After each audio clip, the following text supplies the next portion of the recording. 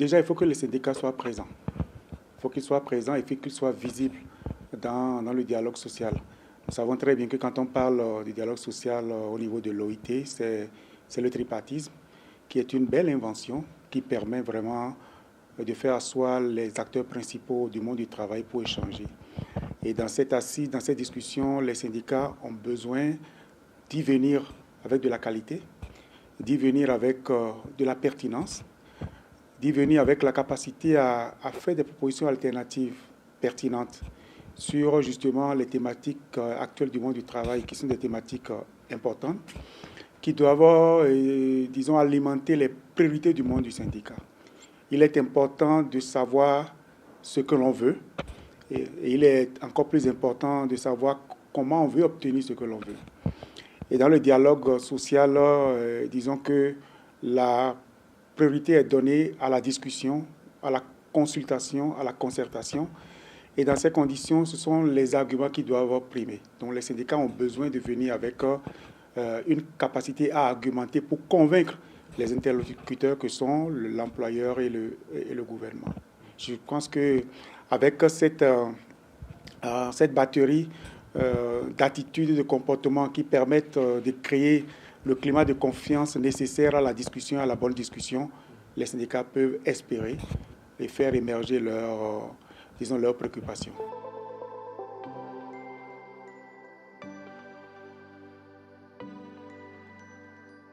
C'est que pour moi, il y a quelque chose d'important aujourd'hui que les syndicats doivent savoir.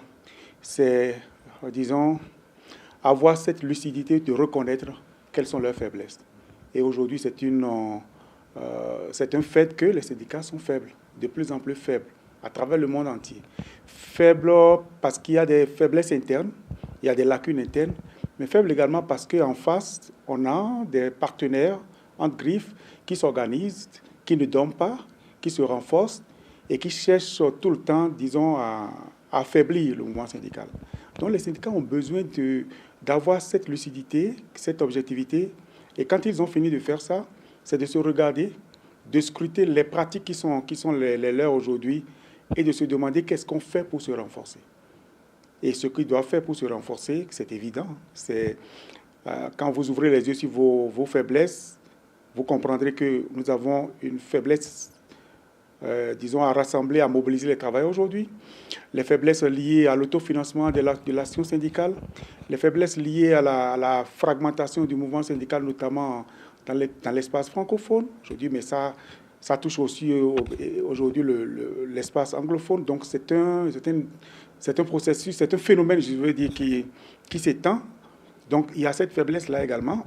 Et il y a les faiblesses qui sont des faiblesses dues aux pratiques internes des syndicats, notamment le défaut de démocratie interne, le refus de l'alternance, la faible implication de la grande majorité des travailleurs qui sont dans l'informel. Bref, autant d'éléments qui alimentent les faiblesses du syndicat et qui doivent nous conduire à rechercher les voies et moyens pour nous renforcer. Parce que assez souvent, ce qui nous arrive, ce ne sont pas les gouvernants ou les employeurs qui créent nos faiblesses, mais ils viennent nous révéler nos faiblesses, qui sont des faiblesses internes. Et à partir du moment où vous avez la capacité de vous corriger sans avoir besoin de l'autre, il ne faut pas hésiter donc à faire les réformes qu'il faut et, disons, à s'ouvrir davantage au monde, à la modernité aujourd'hui et à faire en sorte que nous ayons des organisations syndicales qui fonctionnent avec, disons, de la qualité, de l'attractivité pour les travailleurs et qui peut donc nous faire revenir dans le débat, dans le dialogue social avec, disons, un équilibrage des forces en présence. Parce que tout est une question de rapport de force. Et les syndicats ont aujourd'hui le devoir d'avoir un rapport de force qui ne penche plus en faveur du gouvernement ou des employeurs, mais qui penche en faveur des travailleurs, qui peut s'équilibrer ou pencher en faveur des travailleurs. Parce que sans ça, on va passer notre temps à pleurnicher, alors que nous savons très bien que même quand on se donne entre employeurs et travailleurs et gouvernement, quand on se donne le vocable de partenaires, nous savons très bien que ce sont des partenaires qui ont assez souvent des intérêts antagonistes et qui ont besoin d'avoir, disons, d'avoir de la présence chez l'autre pour pouvoir l'écouter.